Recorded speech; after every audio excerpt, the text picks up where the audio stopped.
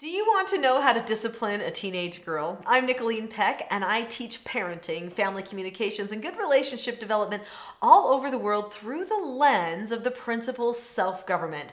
And in this video, I'm going to be talking about disciplining teenage girls.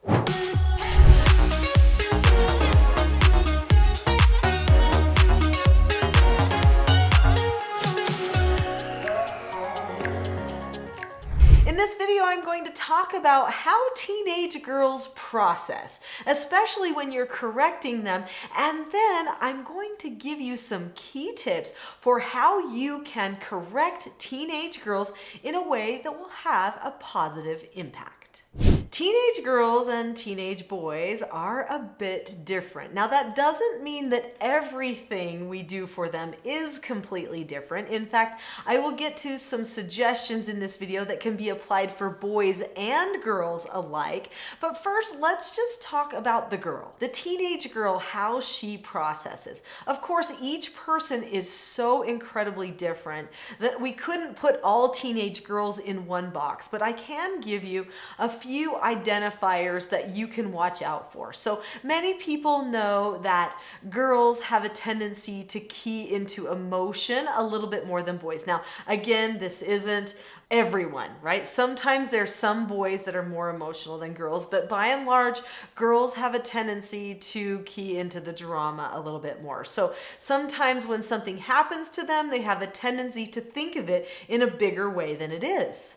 Because if they are more emotional by nature and sometimes by hormonal level, then when something happens, it can seem like a bigger deal than it actually is. Where a guy might one guy might snap at another guy and then the other one would be like, and they just like, whatever, and not take it personally at all. Nobody runs to hide. They're just like, well, whatever. And they may not think much of the guy at the time. Like they might think, well, he's kind of a jerk, but they'll still stay there. They'll still do stuff with them. The girl, no way.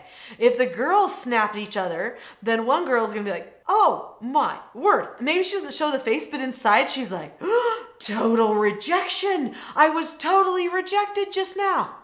And so I am out of here. So she finds her way out of there and she's going to go and she's going to get into her head about how she was rejected, why she was rejected, if it was true, and what she can do about it. And if she can do anything, who she could talk to about it. I mean, she's going to start asking a million questions. Have you seen that video, that YouTube video about girls' brains and boys' brains? It's a true thing. Girls have this whole wire thing going on in their brains. It's like a big ball of mess, but they can do so many things because of that.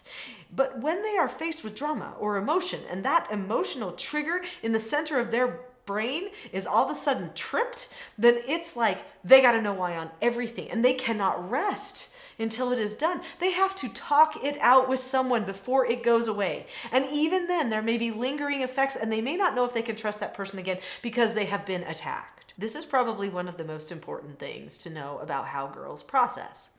They may not even show it to you. Some of them are pretty hard as nails on the outside, but on the inside, there's stuff going on and they immediately don't trust you. A guy usually will give you like 10 chances. A girl, you sometimes only get 1. 2 if you're lucky. But they just don't do that because they make their decisions very fast. Snap judgments. Emotion is attached to them. This also impacts how they think of themselves, which is very catastrophic for some girls. Because they might look at themselves in the mirror and go, oh no, I'm fat. And then they can't get rid of it. It's just there. And they talk to somebody about how they're fat, or maybe they didn't because they know you don't talk about that. So then they hold on to it again and again. They can judge themselves very harshly too. In fact, girls are oftentimes very mean to themselves. Now again, boys could do these same things. I'm not saying we should put anybody in boxes, but by and large, these are good things to understand about girls, especially when we're talking about discipline. So I'm going to talk about the best ways to have positive interactions with your children when you are disciplining them, especially these girls who are going to take things sometimes a little too personally. But before I do that, click the subscribe button. There are a lot of videos on this channel that will help you with teenage girls, teenage boys too. Well, any age actually. This whole channel is dedicated to helping parents and sometimes even children learn how to better communicate with each other, how to be united united families. So click the subscribe button now, and don't forget that notification bell as well.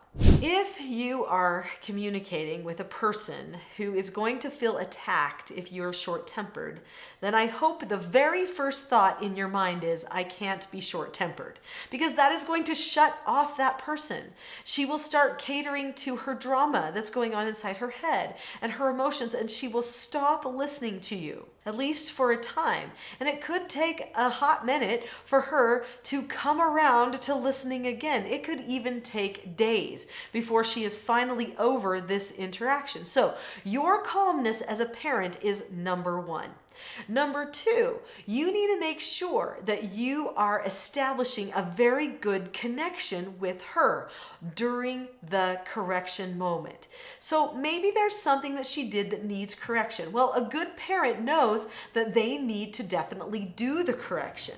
That's important. They need to make sure that they're consistent, that they teach their child cause and effect, to give the child the opportunity to learn self-government.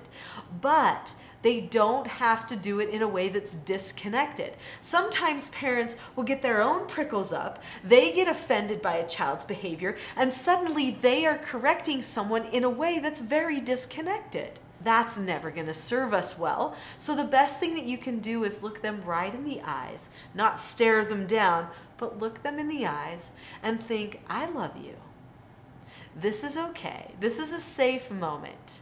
I'm safe. I'm calm. You think all these things to yourself to get yourself in the right place as you are looking at them and doing the correction with them. Another thing that is really useful is using the same words every time you do a correction. This keeps things very predictable. It also helps emotional girl know that you are not changing things up just to get to her. Because if she's already in drama mode because she knows she's being corrected for something or being disciplined in some way, then she might think you're just trying to hurt her as you talk about a negative consequence or something like that she has earned. But if you've decided ahead of time the words that will be said during a correction and the negative consequences that can be earned in your family and when those things will be earned, then when she sees those things happen and she notices that it's totally just, that you have practiced justice in your parenting, then she has to evaluate herself a little bit more. And it really is not about you trying to control her or manipulate her as much at that time. Now, this doesn't mean she won't put up some walls. That could definitely still happen. And if she does put up those walls, we want to definitely make sure that we try to break some of those walls down a little bit. And when I say break them down, I don't mean forcefully. Sometimes just a smile. Sometimes laughing at yourself for messing up some words. Sometimes saying, you know what, let's just take a break from this for a second. Let's have a little snack. I think we're all hungry. And then let's come back to this correction and finish it. Lets her know you're not emotionally invested in this. She doesn't need to be either.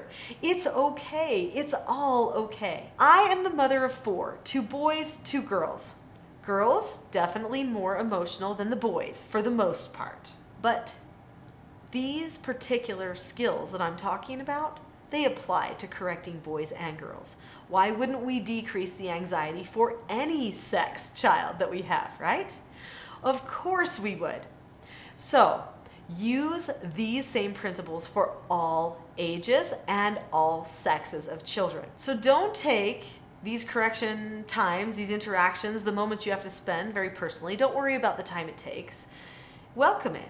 If you welcome it, you're open and optimistic, and you even have a little sense of humor sometimes, not poking fun at them, but just at yourself, then that daughter of yours, or maybe even the son, is going to feel like it's safe to be corrected by you, that you're not judging them or taking things personally. If they put up walls and they seem distant from you, you've got to focus on the relationship. You've got to focus on open communication. It could take time. So keep that in mind. Keep at it. Keep focusing in, looking at them, but you may need to have a special conversation with them, something that I call a parent counseling session, where you just talk about your relationship and you talk about what you want out of it, and you talk about the skills that you're going to use to help keep your relationship pointed in the right direction. After you have this initial planning meeting with your child, then you'll want to have one-on-one mentor meetings. And I actually have a video all about having those one-on-one mentor meetings.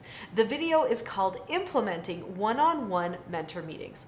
I think that's the next video you're going to want to go to. So click on the link to Implementing One-on-One Mentor Meetings now.